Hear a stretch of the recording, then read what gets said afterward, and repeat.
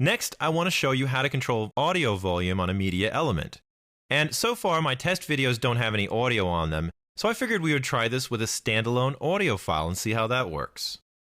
I can close up the document we've been working on, and I'll just go down to my working files folder and open up the try volume control number 2 HTML file. Again, we'll open it up in our browser, and we'll also open it up in our text application so we can edit it. Now this one starts out similar to our video file. You'll notice that we treat audio in the exact same way, and the only real difference is we're using an audio tag instead of a video tag. I have multiple sources for my audio because just like video, not all browsers are going to be able to play all types of video sources. So I've set up two. One is an OGG file, and the other one is an MP3 file. And those two file formats will play in most browsers that we have today. Just like our video tag, we also have a place where we can put text for people who have older browsers and won't be able to use the HTML5 features. And just like our last file, I've already set up a couple of buttons for our volume control that we can use. Now you'll notice that my audio tag does contain a controls attribute, and that's why we're seeing the standard browser native controls here for my audio file playback. The standard controls, of course, include playback and tracking, and we also have a sound control here at the end. But for Firefox browsers, this is just a mute control. Let's try it out as it exists right now. I'll hit the play button, hear our music, and I can use the sound control here just to mute that sound while it continues playback. And of course, I can turn it back on. Now let me just stop that playback, and we'll go back to our document. What I'd like to do first is just find out what the current volume is and place a value here on the screen so that we can see it. The volume is a property just like duration and current time were for our video elements, so it should be pretty easy for us to set it up. Now, as you can see, I've already set up a span tag with an ID of volume for the place where we want that number to go. So let's go down to our script tag, and first I'll use my getElementById function to find that span tag. We'll do document dot getElementById, and we're searching for volume. We're going to be changing the text inside that, so I'm going to use the .innerHTML property, just like before. And let's set that equal to the current audio volume. Now, just like before, I know we're going to be accessing the audio element a number of times. So let me go in and create a variable for that first. I'll do that right up here on the line above. I'll just create an element called audio, and we'll set that equal to a document getElementById of the audio element.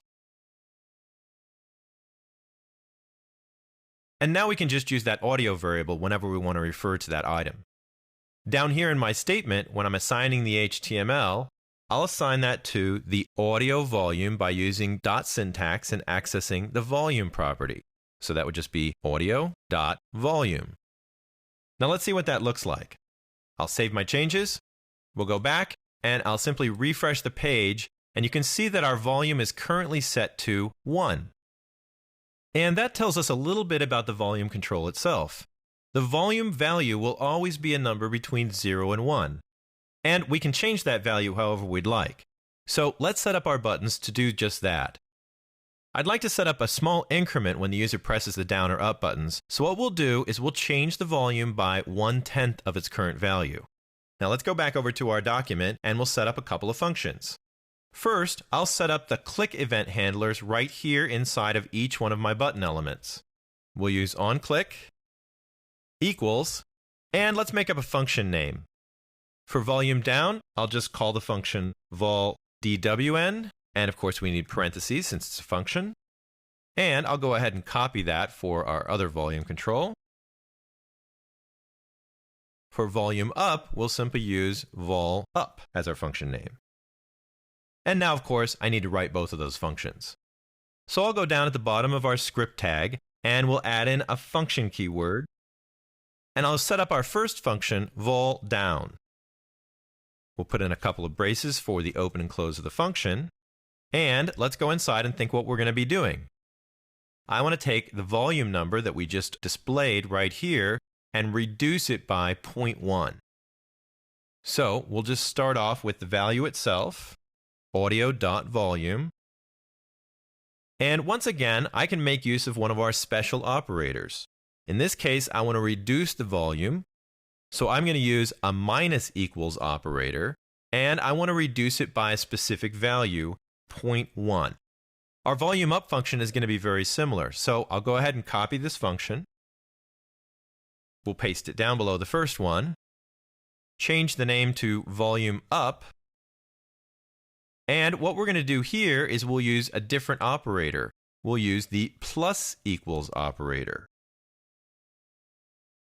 And that way it'll take the original volume and simply add 0.1 to it. Now we've got our buttons set up and our functions. Let's save our changes and see how it works. I'll refresh my page so that we have the new code that we just wrote. And then we'll just play our audio and see if we can turn the volume down.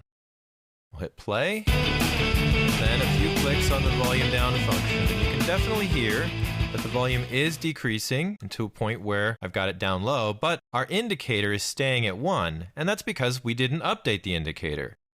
Now, let me just check the volume up while we're here. Now you can see I can bring it back up and back down again. So our controls are working. Let's see if we can go fix the indicator. All we really need to do is redo this statement every time we change the volume. This will actually set the number in the volume indicator to whatever the current audio volume is as we move it around. So I'm just going to copy that statement, and I'll go into each one of my functions, and we'll simply add that statement right after our change in volume. There's our volume down, and there's our volume up. Now let me save our changes, and we'll go test one more time. I'll refresh the page. We'll restart our audio. And this time, when I move the volume down, you can actually see the number change as well. Now, we probably have to do some rounding because you can see we sometimes get a whole bunch of digits here. But overall, our volume control is working as expected. Now, I just want to change the display a little bit. Let me go back over here and change what we're going to set up. The first thing I want to do is change the number itself that we're seeing.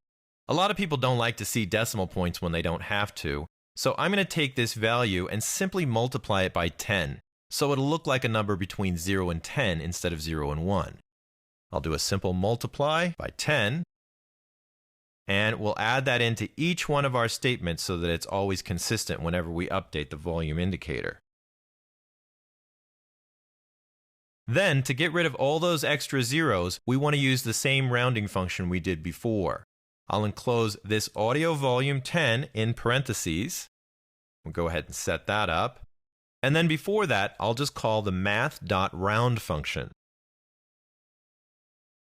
And again, we're going to want that set up for all of our statements, so I might as well just copy our finished one here, and I'll paste it in place of the other two.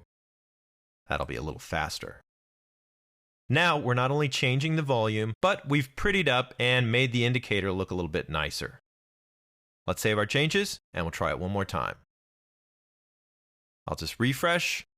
We'll hit play on the audio, and we'll try the down control and the up control. And notice we have nice round values for our volume indicator in each case. Now, I did this on an audio file, but this works in exactly the same way if you've got a soundtrack on a video. Just add the volume parameter and set up whatever controls you want.